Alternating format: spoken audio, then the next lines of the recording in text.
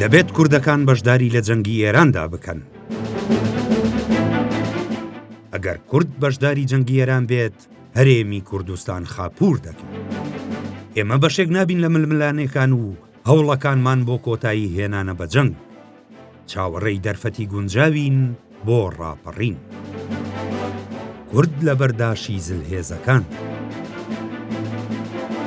لە دەستپێکی جەنگی ئەمریکا و ئیسرائیلەوە بۆ سەر ئێران، هەرێم و ڕۆژهەڵاتی کوردستان لە دۆخێکی ناسەقامگیری سیاسی و ئابووریدا دەژین. ناڕوونی دەرەنجامەکانی جەنگەکەش خەڵکی خستووەتە دۆخێکی نائارامەوە. وێڕای بە درۆخستنەوەی ئەو هەواڵ و دەنگۆیانی باسییان لە فشاری ئەمریکا دەکرد بۆ سەر هەرێم تاوەکو بەشداری جەنگی دژی ئێران بکات و جەختکردنەوەی بەرپرسانی حیزبی و حکومی لە تێوە نەگلانیان و هاوکاری نەکردنی پارتەکانی ڕۆژهەڵات، بەڵام ڕۆژانە شارەکانی لەلایەن ئێران و گروپە چەکدارەکانی عێراقەوە بردومان دەکرێت.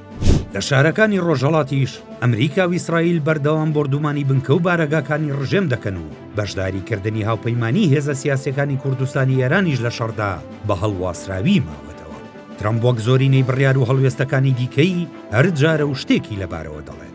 ڕۆژی 5,000 بە ڕۆی تەرزیوت شتیوانی هێرشی کوردەکان دەکەم لە ناو ئێراندا و پێم وایە کارێکی زۆر باشە ئەوە بکەن.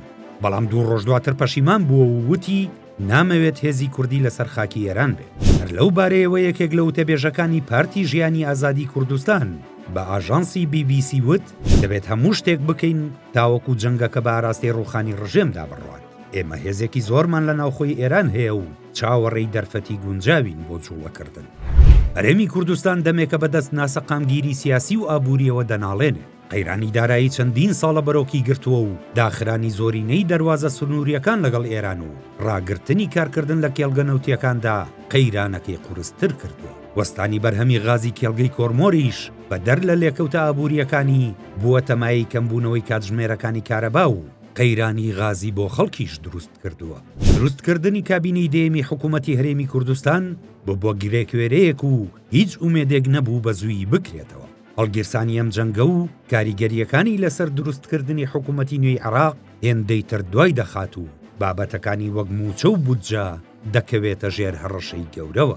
بە تایبەتی لە ئێستادا کە زۆرینەی بەرهەمی نەوتی عێراق وەستاوە و هیچ هەناردەیەکی نییە بۆ دەرەوە. چەندین ڕۆژیشە داهاتی نەوتی وڵاتەکە سفرە کە لە سەدا 95 بودجەکەی پشت بەو داهاتە دەبەستێت.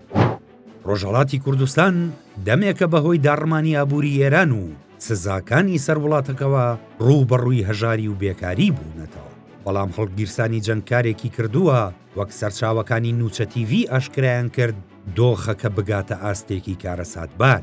لە نێوان بەرداشی ئەمریکا و ئێراندا هەرێم و ڕۆژهەڵاتی کوردستان سەختترین ساتەوەختەکانیان بەڕێ دەکەن و ناڕوونی دەرەنجامەکانی جەنگەکە ژوای کردووە خەڵک بە گومانەوە ئومێدیان بە داهاتوویەکی گەشت بێت.